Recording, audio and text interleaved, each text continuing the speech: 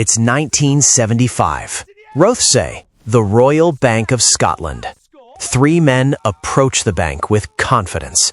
Their hearts are racing, their palms are sweaty, their brains are probably playing dramatic movie soundtracks. These men believe they are about to pull off the heist of the century. They reach the entrance and immediately get stuck in the revolving door. Now, let's pause and appreciate the revolving door, a masterpiece of engineering designed for smooth, effortless movement. Toddlers navigate them. Tourists carrying 6 shopping bags navigate them.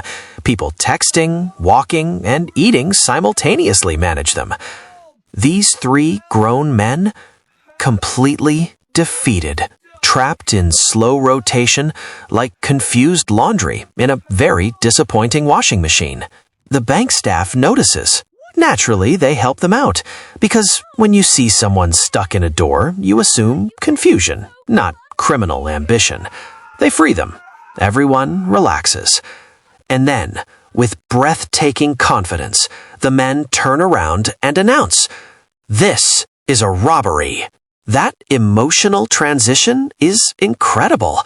One moment they're saying, "Please help, the door is eating us." Next moment, they're demanding money like the door was just a warm-up boss battle. The head cashier does what any reasonable human would do when confronted by criminals who just lost a duel with architecture.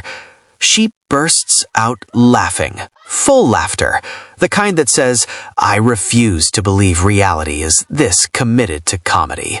The gang leader panics. You can almost hear his internal strategy meeting collapsing. So he lowers his demand from £5,000, a respectable criminal request in 1975, down to 50 pence. 50 pence.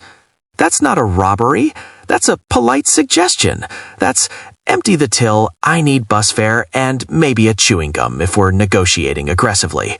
For context, that's like storming a modern bank and demanding enough money to buy a sticker and emotional support. The cashier is probably having the best shift of her entire career. The robbers finally give up and run for the exit, possibly considering new career paths that involve less interaction with doors. But destiny has excellent comedic timing, because as they attempt to escape, they get stuck in the same revolving door again. Same door, same physics, same tragic misunderstanding of circles. At this point, the bank staff is probably watching like it's live theater. Someone is mentally charging ticket prices. Eventually, the trio escapes, leaving 0 money, shattered pride, and 1 revolving door that probably filed for emotional compensation. No, you might be thinking, that's awful, but at least they reached the correct building. Allow me to gently remove that comfort. It's 1971 in Billericay, and 3 thieves decide they are going to rob a post office. And unlike our previous contestants, these men are planners, strategists, possibly owners of colored pens and serious facial expressions during meetings. They prepare masks. They acquire weapons. They probably drew diagrams, rehearsed dialogue, and debated snack choices for the getaway, like professionals. The day arrives. They burst into the building with confidence and dramatic urgency. Only, it is not a post office. It is a general store, because the post office closed 12 years earlier. 12 years! That's not missing a detail. That's missing an entire decade of local history. These men spent weeks planning, but skipped the tiny step of confirming whether the target still existed in the timeline they were operating in. Not a drive-by check, not a phone call, not asking literally anyone who lives within walking distance. They planned the crime equivalent of mailing a letter to Atlantis and being shocked when nobody replies. So now they are standing there in ski masks, waving guns, while a shopkeeper is restocking candy bars and an elderly customer is calmly comparing milk prices like armed confusion is just part of the weekly shopping experience. Somewhere one robber is probably whispering, "Are you sure this is the right address?" And the universe replies, "Sir, this is a grocery store." They prepared for complexity and forgot the single most important step, confirming reality still matches the plan. It's like preparing an elaborate heist to steal the Declaration of Independence and accidentally robbing a diner because the map looked convincing upside down. So far, criminals have been defeated by doors and calendars. But what happens when criminals actually succeed in stealing money? Surely once you have the cash, you've won. Right? Right? Meet Noel Murray and Andrew O'Connor, also known as the Paraveil 2, a nickname that sounds like an elite action duo, but turns out to be more of a cautionary tale. It's 1978. They rob a store and successfully steal £4,500. Real money, real success. For a brief, glorious moment, competence exists. They sprint to their getaway car. The driver inserts the key and turns it the wrong way. The lock jams. Okay, panic happens. Humans make mistakes. That's why professionals have backup plans. They run to their backup getaway car, which is genuinely impressive foresight and shows at least one PowerPoint presentation probably happened. The driver inserts the key and turns it the wrong way. Again. Same man, same mistake, different car, identical failure. At this point, I'm convinced this individual has never opened a jar, a door, or a strongly worded envelope in his life.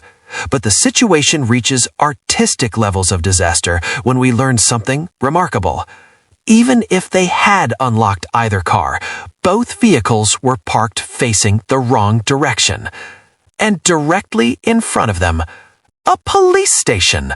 Not nearby, not accidentally visible, directly ahead. Their escape route was essentially drive forward into accountability. The police didn't need to chase anyone.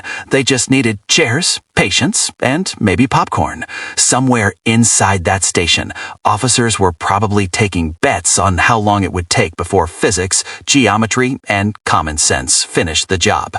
We have now covered architectural failure, historical failure, and mechanical failure.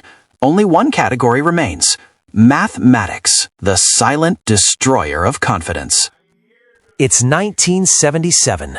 A thief walks into a supermarket with a bold, revolutionary strategy. He approaches the cashier and places a £10 note on the counter to make her open the till. Let's pause here. Let's allow logic to quietly sit down and recover. He gives her money to steal money. The cashier opens the till. He attempts to grab the cash. The cashier, who is witnessing economic theory collapse in real time, immediately stops him. He runs away. Net profit, -£10. He didn't rob the store.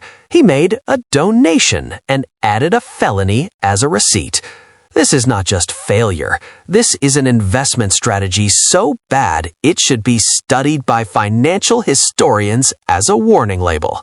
Even terrible stock markets are looking at this man thinking, we are not that risky.